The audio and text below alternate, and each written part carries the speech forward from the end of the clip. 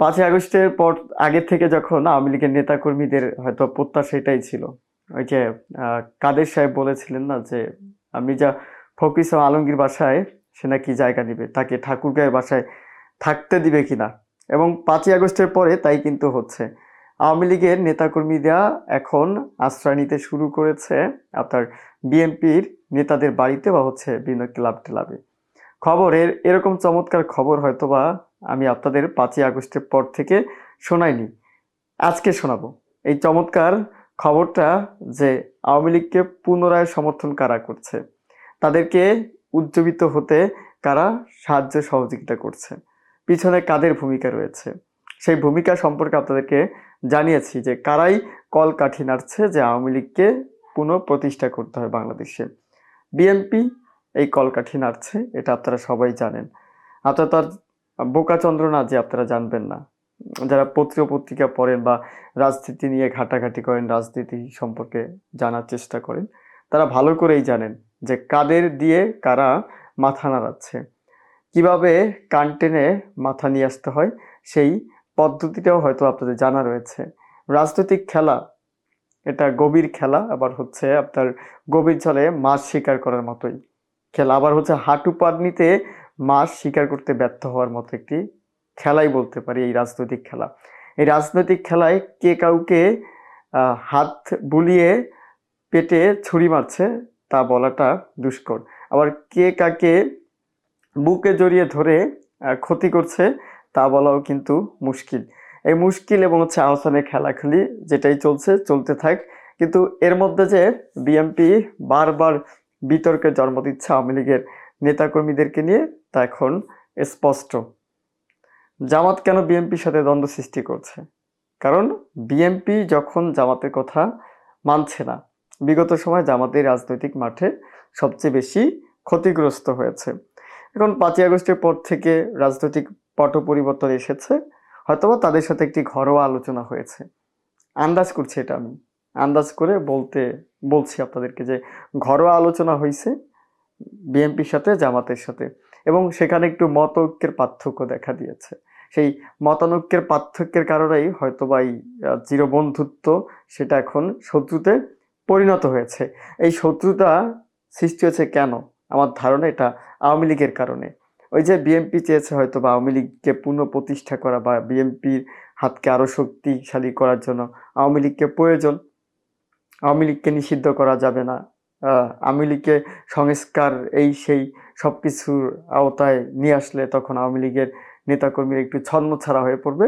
হয়তো তাদেরকে গোছানোর জন্য বিএনপি একটি উদ্যোগ নিয়েছিল, সেই উদ্যোগটাকে সমর্থন করেনি জামাত, যার জন্য জামাতকে ছাড়তে হয়েছে বিএনপিকে, বা জামাত আর বিএনপি আলাদা হয়েছে।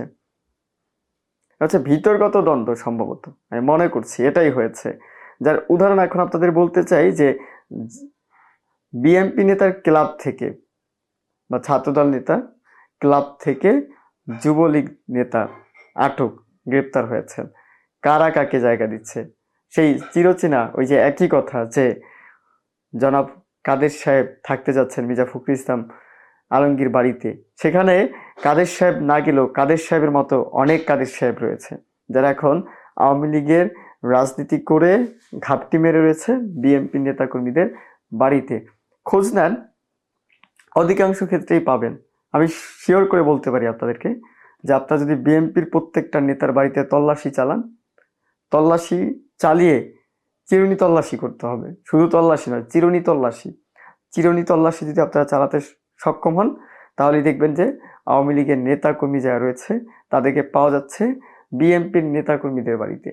এটা স্বাভাবিক, ওই যে তাদের মধ্যে একটি সমঝোতা হয়েছে, 5ই আগস্টের পরের সমঝোতা ভিতরে ভিতরে হয়েছে, আর সেই ভিতরগত দ্বন্দ্বের কারণেই জামাত আর হচ্ছে বিএনপি আলাদা হয়ে গেছে। একটি খবর রয়েছে, সেই খবরটায় নজর দিতে চাই।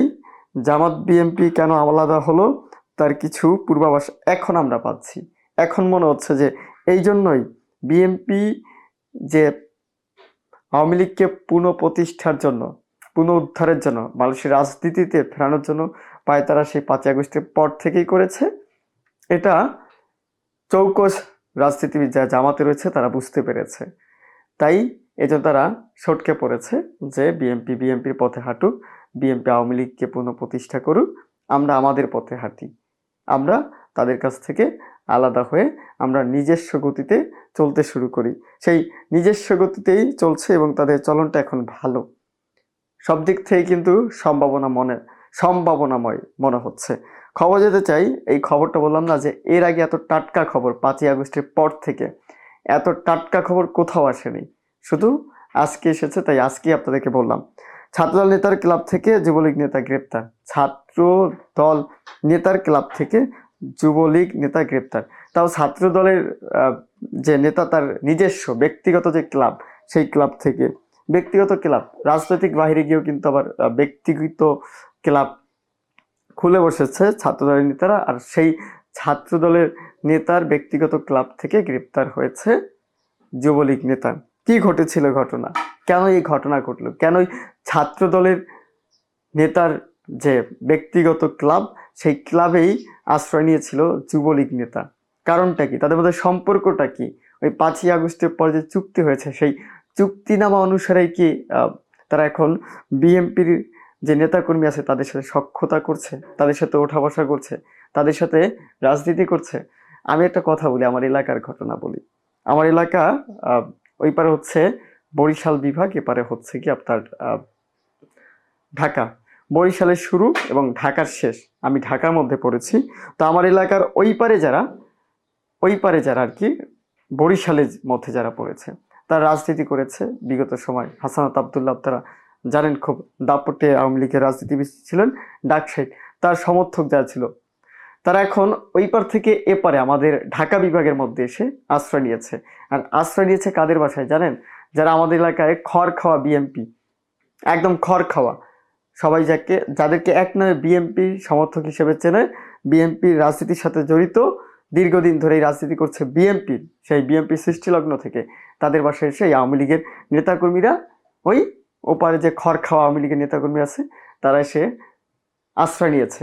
তারা সেখানে বসে তাদের ত্রাসের রাজত্ব কায়েম করছে। ইয়াবা ব্যবসা থেকে শুরু করে অন্যান্য যে মাদকদ্রব্য ব্যবসা, সেই ব্যবসা তারা রমরমা চালিয়ে যাচ্ছে বিএনপি নেতাদের সাথে সখ্যতা করে। আমি বলে দিলাম, আমার শহরের কথা বলছি, বা আমার গ্রামের কথা বলছি, আমার গ্রাম মাদারীপুরের কথা বলছি, মাদারীপুরের যে কালকিনি থানা, সেই কালকিনি থানার কথা বলছি।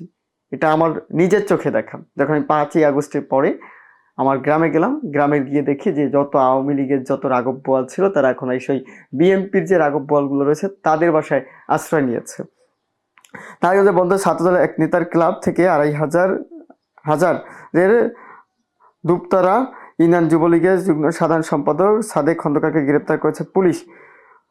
বুধবার 23 এপ্রিল বিকেলে বন্দরের মদনপুর এলাকার থানা ছাত্রদলের সাবেক সভাপতি আলামিনের ক্লাব থেকে তাকে গ্রেপ্তার করা হয়। গ্রেপ্তার জাহেদ খন্দকার 2,500 উপজেলার দুপতারা ইউনিয়নের পাঁচগড়া মোহিনীহার গ্রামের আবু সাইদ খন্দকার ছিল ওই উপজেলায় দুপতারা ইউনিয়ন যুবলীগের যুগ্ম সাধারণ সম্পাদক।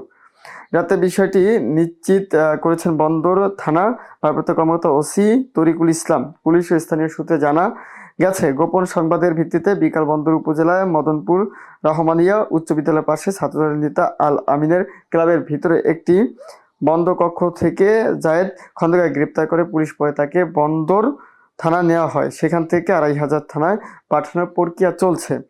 এ বিষয়ে সর্বশেষ যে ঘটনা, এ বিষয়ে বন্দর থানা সাবেক সভাপতি আলামিন বলেন, এ বিষয়ে আমি কিছু জানি না, আমাকে ফাঁসানোর জন্য উদ্দেশ্য প্রণোদিতভাবে আমার বিরুদ্ধে অপপ্রচার চালানো হচ্ছে।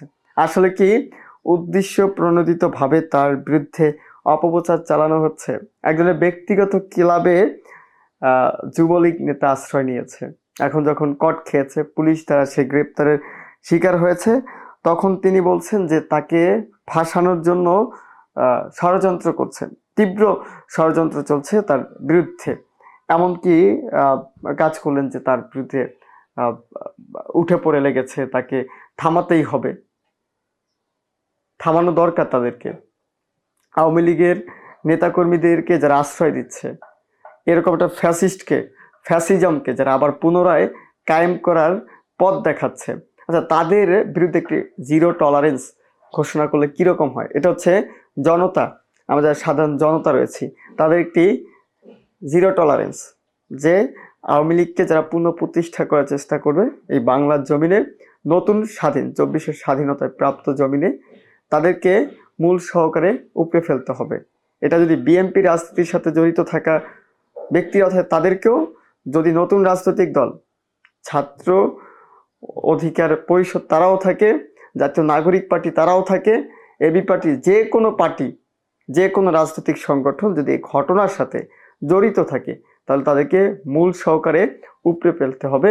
এই দায়িত্বটা নিতে হবে সাধারণ জনগণ যারা রয়েছে, যারা শেখ হাসিনার মূল সহকারে বাংলাদেশ থেকে উপড়ে ফেলার সিদ্ধান্ত নিয়েছে এবং তারা করেছে।